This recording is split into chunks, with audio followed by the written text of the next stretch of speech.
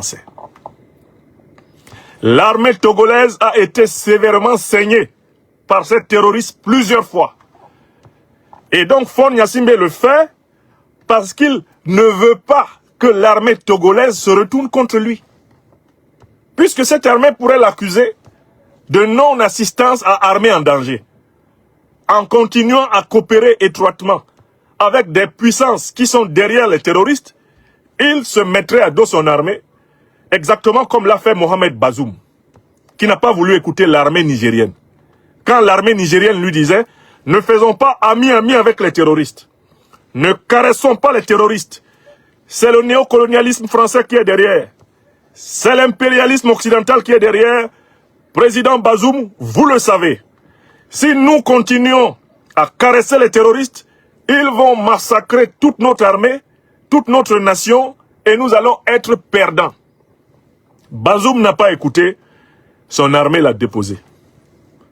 Donc le président Faure Gnassingbé sait très bien qu'il ne peut pas laisser les militaires togolais continuer à essuyer des tragédies sans qu'à un moment donné, ces militaires ne soient tentés de se retourner contre lui.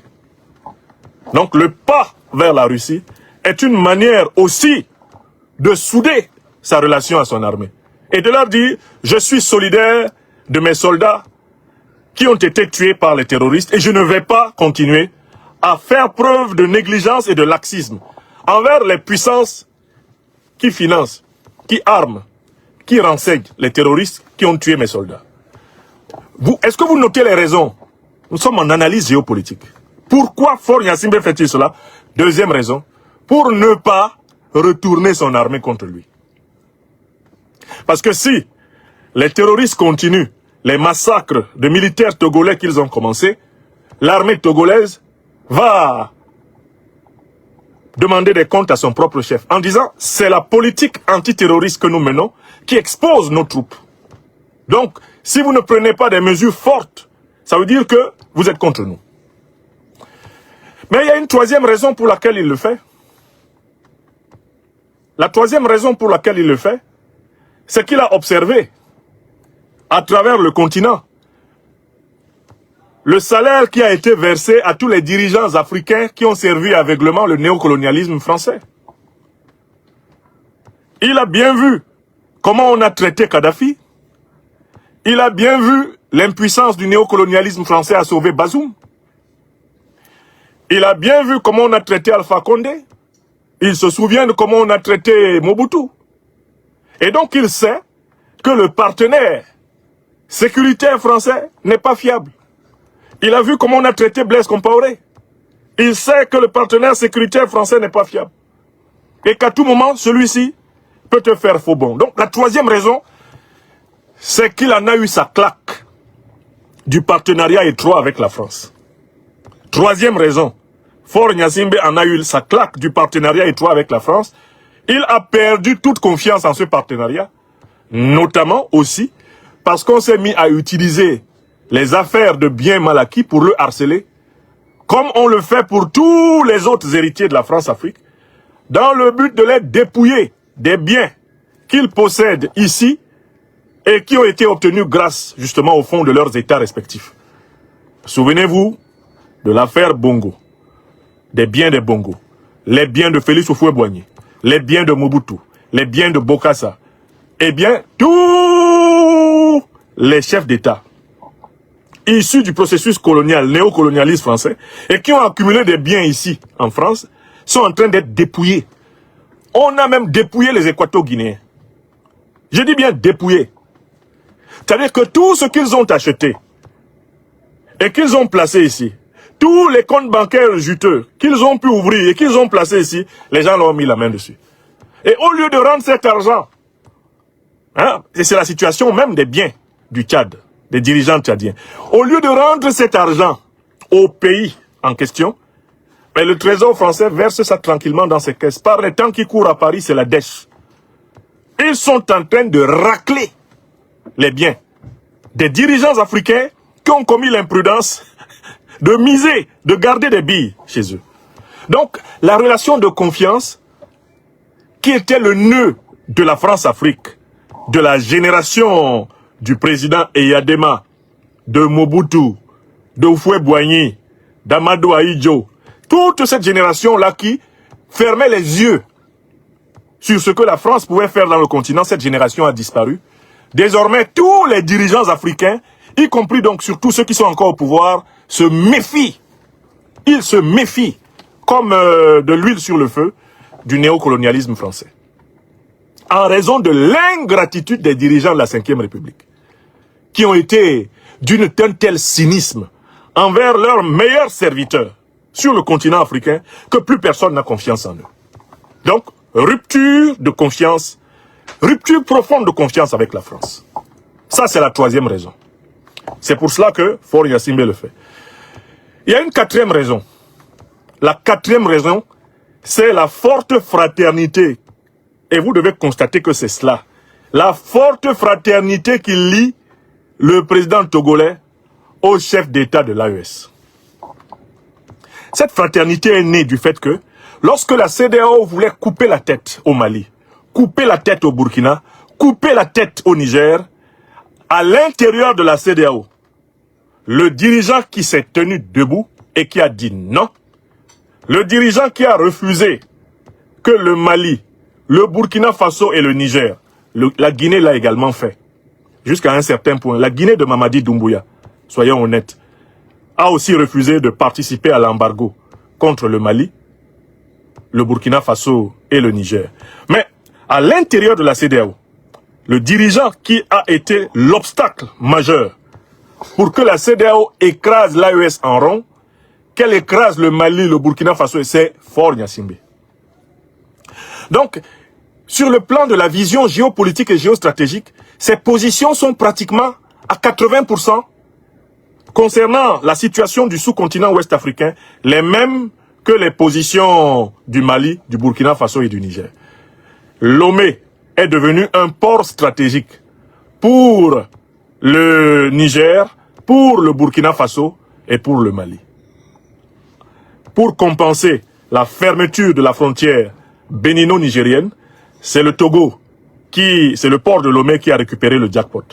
Et une partie même du fret qui peut remonter maintenant vers le Mali passe aussi prioritairement par le port de Lomé. Donc, il y a des intérêts géostratégiques, géotactiques, géoéconomiques extrêmement puissants entre les trois gouvernements. Voilà les raisons qui poussent en réalité Faure Gnassingbé à se rapprocher de cette façon de Poutine. Mais il faut regarder du côté de Poutine. Pourquoi Poutine fait-il cela? Pourquoi Poutine fait-il cela? J'ai donné 4 raisons du côté de Faure Gnassingbé et je vais donner 4 raisons du côté de Poutine et de la Fédération de Russie. Parce qu'il faut que vous sachiez quelles sont les intentions des Russes en Afrique. Pourquoi les Russes sont-ils si engagés en Afrique? La raison est très claire. La Russie est très engagée en Afrique parce qu'elle a conscience que l'Afrique est le continent pivot de l'équilibre géopolitique et géostratégique de la planète en raison de son abondance de richesses en matières premières stratégiques et en terres rares. Je recommence. La Russie a procédé à une analyse scientifique de la situation géopolitique et géoéconomique mondiale. L'Afrique est, volontairement ou pas, elle est de facto, en raison de son immense richesse minière, naturelle, de son potentiel économique énorme, l'Afrique est le point de bascule de l'équilibre du rapport de force eurasiatique. Et cela ne date pas du XXIe siècle.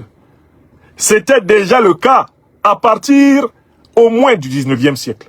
Le partage colonial de l'Afrique a déterminé le rapport de force entre les puissances eurasiatiques. Vous savez très bien que ce sont les troupes coloniales africaines mobilisées par la France qui lui ont permis de se libérer dans le conflit eurasiatique. Vous savez très bien que au XXe siècle, et Dr Susan Williams a écrit un magnifique livre là-dessus, sur la naissance de la bombe atomique américaine. Vous savez que la bombe atomique américaine est originaire du sous-sol congolais. Tout au long du XXe siècle, les services secrets américains et soviétiques se sont affrontés en Afrique. Et ils continuent à s'affronter pour le contrôle des matières premières stratégiques qui leur permettent de fabriquer des armes stratégiques lourdes. Il y a toute une littérature à lire sur la bataille de l'uranium.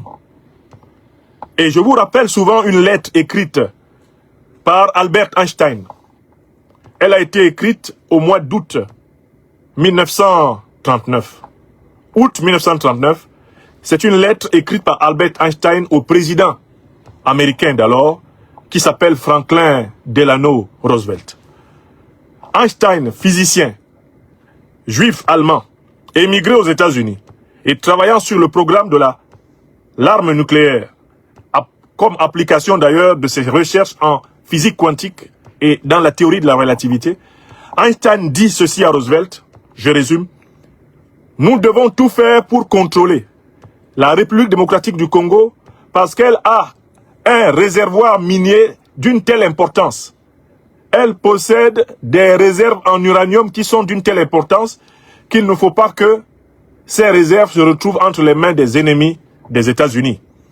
Nous devons donc veiller à avoir un contrôle sur la République démocratique du Congo afin de nous assurer de l'uranium congolais et de ces autres matières stratégiques qui sont utiles à notre industrie militaire. » Et Einstein d'ajouter, nous avons découvert une manière d'utiliser l'uranium pour être capable de produire des masses d'énergie considérables qui peuvent autant servir pour le nucléaire civil que pour le nucléaire militaire. Einstein, Szilard, Fermi, des physiciens au service des États-Unis, souvent d'origine allemande, polonaise, etc., sont les artisans de la première bombe atomique. Et ce sont eux qui ont trouvé la formule qui a permis de bâtir les bombes lancées sur Hiroshima et Nagasaki avec l'uranium qui avait été récupéré dans le sous-sol congolais. Pourquoi je vous fais cette longue digression? Pour vous expliquer que Vladimir Poutine et les dirigeants de la Fédération de Russie savent que l'Afrique est immensément riche. Ils ont donc pris le choix suivant. Collaborer, coopérer le plus étroitement avec le plus grand nombre de pays africains pour que les richesses immenses de l'Afrique ne profitent pas à l'Occident qui veut écraser la Russie. Seulement, dans cet objectif, Poutine et ses camarades ont compris qu'il faut faire différemment des néocolonialistes français et des impérialistes occidentaux. Au lieu de vouloir imposer aux Africains leur style de gouvernement, au lieu de vouloir imposer aux Africains une monnaie coloniale, au lieu de vouloir imposer aux Africains une langue coloniale, au lieu de vouloir imposer aux Africains des valeurs sociétales qu'ils ont récusées, la Fédération de Russie a choisi de s'appuyer sur la camaraderie de lutte anticolonialiste, anti-impérialiste entre les soviétiques et les mouvements de libération africains tout au long du XXe siècle. Ils ont choisi de s'appuyer sur ce que j'appelle l'histoire sainte des relations russo-africaines. C'est sur là qu'ils s'appuient pour dire aux Africains, nous ne ferons pas à l'Afrique ce que la France, la Grande-Bretagne, l'Allemagne, le Portugal, l'Italie, l'Espagne, les États-Unis, les puissances négrières du Moyen-Orient lui ont fait. Nous nous présentons comme des partenaires qui sont prêts à vous apporter ce dont vous avez besoin, à condition que vous nous donniez aussi ce dont nous avons besoin. Ce qui s'appelle le partenariat gagnant-gagnant. Donc il faut qu'il soit clair pour tout le monde que la Russie n'est pas en coopération étroite avec l'Afrique pour les beaux yeux des Africains. Elle est en coopération étroite avec l'Afrique parce que cela lui permet d'empêcher ses ennemis d'accumuler une puissance supérieure à elle dans le grand bloc continental eurasiatique. L'Afrique est renforcée dans son effort de souveraineté par la Russie parce que la Russie ne veut pas que l'Occident continue de spolier l'Afrique. Elle veut pouvoir avoir un allié de plus. La Russie veut faire de l'Afrique un allié fort dans le nouveau monde multipolaire qui est en construction avec la Chine, avec l'Iran, avec l'Afrique du Sud, avec le Venezuela, avec le Brésil. Bref, l'ensemble des puissances qui refusent de se soumettre à la continuation de l'hégémonisme occidental. Donc, Vladimir Poutine, de ce point de vue, pratique une politique très réaliste sur le continent africain. Tout gouvernement africain qui veut coopérer avec la Russie coopère avec lui. C'est ce que j'ai observé. Poutine ne regarde pas, lui et ses compagnons ne regardent pas des histoires liées à la politique interne du pays. Que le pays soit une démocratie ou qu'il soit une autocratie, dès lors qu'il s'entend avec la Russie pour coopérer dans un domaine particulier, la Russie comme la Chine coopèrent. Et cela doit débarrasser les opposants aux régimes autocratiques africains, que beaucoup d'entre nous sommes. Cela doit nous débarrasser d'une naïveté, d'une illusion. Certains qui ne comprennent pas le jeu des relations internationales, certains qui ne comprennent pas le jujutsu politique internationale, auraient souhaité que la Russie s'alignât sur toutes les revendications des mouvements d'opposition aux régimes autocratiques issus du néocolonialisme français. Or, ce n'est pas la ligne de la Russie. Je pense que de tous les analystes politiques qu'on a sur la toile, je fais partie des rares à connaître maintenant la Fédération de Russie et à avoir eu l'occasion d'échanger avec les décideurs de cette fédération pour comprendre leur manière de comprendre. Il ne faut pas que les Africains se mettent à penser que les changements politiques que nous devons opérer dans nos pays, nous devons les opérer en espérant que la Russie coopère à ce que nous les réussissions. Pour le dire très simplement, la Russie n'aide personne à faire un coup d'État en Afrique.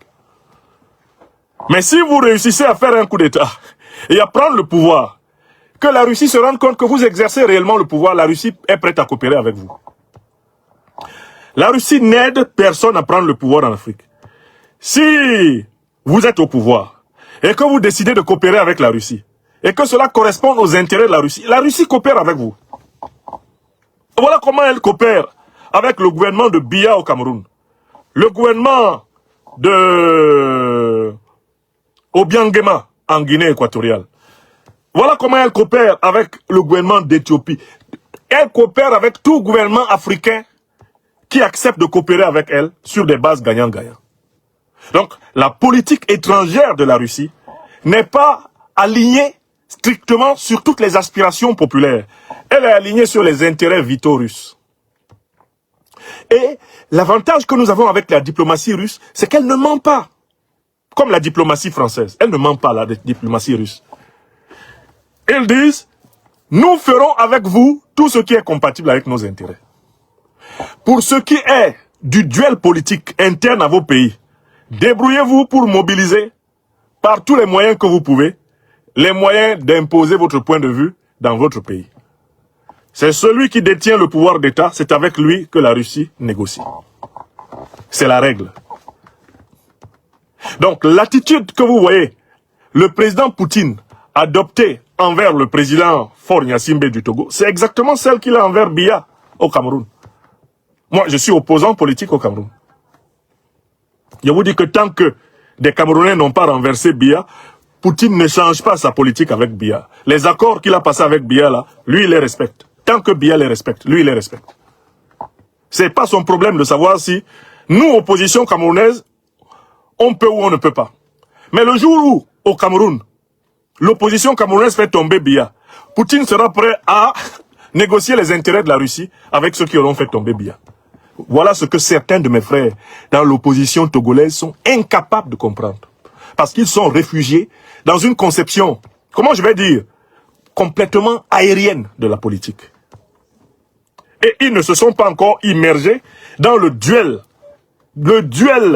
géopolitique et géostratégique international et dans ce qu'il a de dur. Voilà pourquoi certains vont se précipiter sur leur page Facebook pour dire « Ah, Poutine soutient la dictature ». Il ne soutient pas la dictature. Il défend les intérêts de la Fédération de Russie. C'est pas le rôle de Poutine de dire si c'est Faure Gnassingbé qui doit diriger le Togo. Et honnêtement, je vous parle là de discussions que moi j'ai eues avec des diplomates. Des hauts diplomates. Pour ne dire que cela. Russes. C'est la doctrine russe que je vous explique. Vous voulez un changement dans votre pays, le Cameroun. Battez-vous pour que ce changement ait lieu. avec les forces populaires. Si vous réussissez ce changement, si vous réussissez à conquérir les attributs du pouvoir, la Fédération de Russie est prête. Elle est prête à travailler avec vous.